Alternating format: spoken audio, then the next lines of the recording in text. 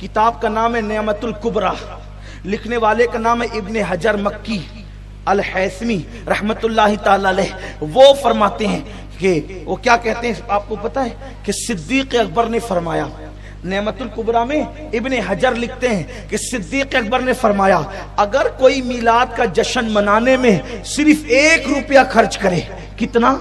1 روپیہ، کتنا؟ 1 روپیہ۔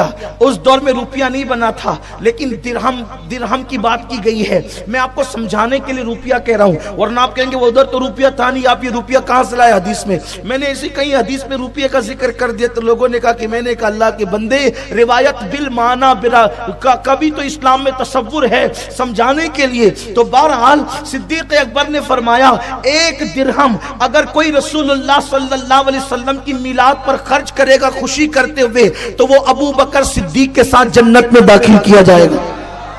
کتاب کا نام نعمت الکبریٰ ہے۔ یہ کتاب بھی آج کل کی چھپی ہوئی نہیں بلکہ صدیوں پرانی ہے۔ اللہ اکبر۔ اب آپ کو حیرت ہوگی، اس پر کچھ لوگ یہ کہتے ہیں یار صدیق اکبر نے کتنی نیکیاں کی، حضور کو پہاڑ پر کندھوں پہ بٹھا کر کے لے کر چڑھے، یہ نیکی یہ نیکی یہ نیکی یہ نیکی یہ نیکی یہ نیکی، اتنی نیکی کہ صدیق اکبر کی 1 نیکی فاروق اعظم کی ساری زندگی کی نیکیوں پر غالب ہے۔ تو اب آپ کہتے ہو کہ 1 روپیہ نبی کی میلاد میں کسی نے خرچ کیا تو وہ صدیق اکبر کے ساتھ جنت میں جائے گا۔ کہاں یہ 1 روپیہ اور کہاں صدیق اکبر کی ساری نیکیاں؟ آپ نے صدیق اکبر کو ہلکا کیا؟ نہیں میرے عزیز، صدیق اکبر کو ہلکا نہیں کیا، بلکہ یہ اللہ کی رحمت کا بھاری پن ہے، یہ اللہ کی رحمت کی شان ہے کہ وہ تھوڑے پر اگر چاہے تو کسی کو عطا کر دے۔ اگر اس کو سمجھنا ہے تو آؤ دوسری حدیث کا جائزہ لیتے ہیں۔ حضرت سیدنا یوسف علیہ نبینا علیہ السلام جب آپ کا وصال ہونے لگا، جب آپ دنیا سے تشریف لے جانے لگے تو اس وقت مصریوں نے کہا ہمارے محلے میں حضرت یوسف کا مزار بنے گا، ہمارے محلے میں حضرت یوسف کا مزار بنے گا، ہمارے محلے میں حضرت یوسف کا مزار بنے گا۔ پتا چلا کہ یوسف علیہ السلام کے دور میں بھی لوگ اس بات کا عقیدہ رکھتے تھے کہ اللہ والے کا مزار جس علاقے میں ہوگا اس کی برکتیں، اللہ والے کی برکتیں اس کو نصیب ہوگی۔ اسی لیے تفسیر کی کتابوں میں ہے ہر ایک بندہ چاہتا تھا ہمارے محلے میں ہو، لیکن حضرت یوسف علیہ السلام نے فرمایا کسی کو محروم نہ کیا جائے گا، ایک کام کرتے ہیں حضرت یوسف کا مزار دریا کے اندر بنایا جائے تاکہ اس سے پانی لگ کر کے جو لوگوں کو ملے سب اس کی برکتیں حاصل کریں۔ اب پتا چلا نبی کے مزار سے لگ کر کے جو پانی چلتا ہے اس کے اندر برکت پیدا ہوتی ہے اور وہ برکت لوگوں کو نصیب ہوتی ہے۔ یہ عقیدہ کس کا ہے؟ یہ عقیدہ کس کا ہے؟ حضرت یوسف علیہ السلام کا۔ بولو نبی کا عقیدہ کفریہ ہو سکتا ہے؟ تو یوسف علیہ السلام نے فیصلہ کیا کہ میرا مزار کہاں بنے گا؟ دریا میں۔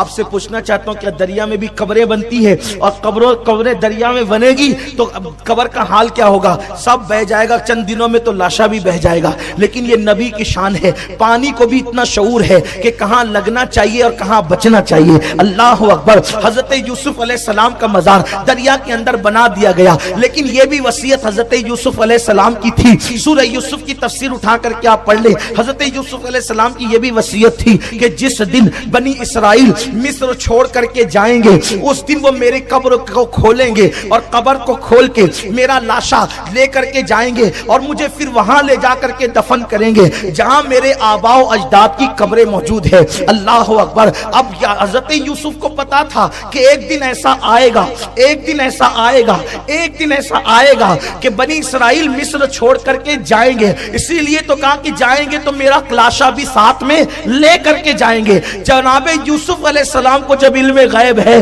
تو جانے یوسف کے علم غیب کی شان کا عالم کیا ہوگا۔ میرے پیارے آقا صلی اللہ علیہ وسلم کے پیارے دیوانوں، قرآن میں سب موجود ہے میرے عزیز، ہمیں کچھ لڑنے جھگڑنے کی ضرورت نہیں، ٹینشن لینے کی ضرورت نہیں، صرف پڑھنے کی ضرورت ہے۔ امت مسلمہ پڑھے، علم حاصل کرے، جہالت کی وادیوں سے نکلے، جہالت کے دلدل سے نکلے، علم کی شاہراہ کا مسافر بنے۔ جناب یوسف علیہ السلام نے فرمایا میرے مزار، میری قبر کو کھول کر کے میرے لاشے کو لے کر کے جانا۔ اللہ اکبر۔ پھر کیا ہوا؟ تاریخ میں آتا ہے، تفسیر میں آتا ہے، حدیث میں آتا ہے، حضرت موسیٰ علیہ السلام کے دور میں جب فرعون کا ظلم حد سے بڑھ گیا تو حضرت موسیٰ علیہ السلام نے اپنی قوم کو کہا اب ہمیں مصر چھوڑ کر کے یہاں سے چلے جانا ہے۔ وصیت یاد آئی، اس لیے کہ نسلاً بعد نسل جو ہے وصیت منتقل ہو رہی تھی۔ جب بھی بنی اسرائیل جائیں گے حضرت یوسف کو لے جائیں گے، حضرت یوسف کو لے جائیں گے۔ پھر کیا ہوا؟ جناب یوسف علیہ الصلوۃ والتسلیم کے مزار کی کھوج میں لگ گئے، اور پھر کیا ہوا؟